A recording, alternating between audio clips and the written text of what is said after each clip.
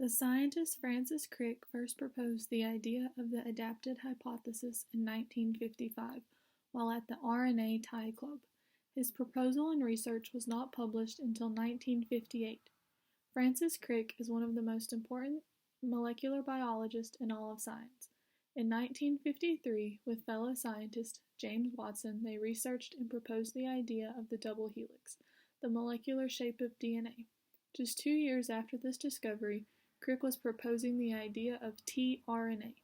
You are probably wondering what the T in tRNA stands for. It stands for transfer. I believe Crick chose to name it after its function. tRNA helps to transfer amino acids to their designated spot on the polypeptide chain. Crick suggested that nucleic acids, while interacting through a process known as base pairing, may have a hard time distinguishing between the different amino acids. Nucleic acids are made up of many nucleotides. They are good at recognizing each other. However, when it comes to distinguishing between the different amino acids, they have a rather tough time.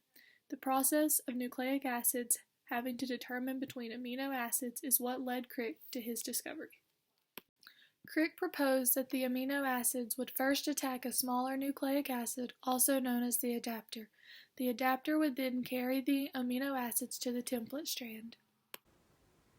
Initiation is the first step of the tRNA molecule. The tRNA causes the ribosome to assemble around the targeted mRNA. Elongation is the second step. This is where the tRNA transfers amino acids to the tRNA relating to the next codon. The third and final step is termination. This is where a peptidyl tRNA encounters a stop codon. This causes the ribosome to fold the polypeptide into its last structure. This is the 3 steps of tRNA. Crick's proposal of tRNA was proven true by scientists Malone Hagedorn and Paul Zemanek in 1958. They discovered that tRNA would help decode messenger RNA onto ribosomes.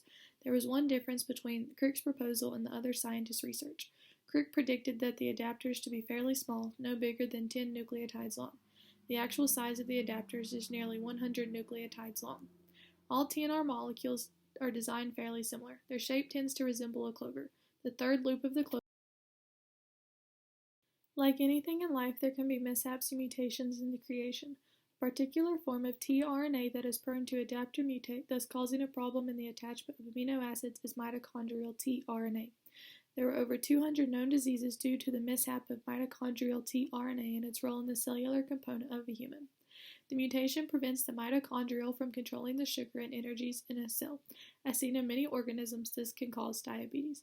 tRNA are a fascinating genetic material, and there is still lots to be studied about them.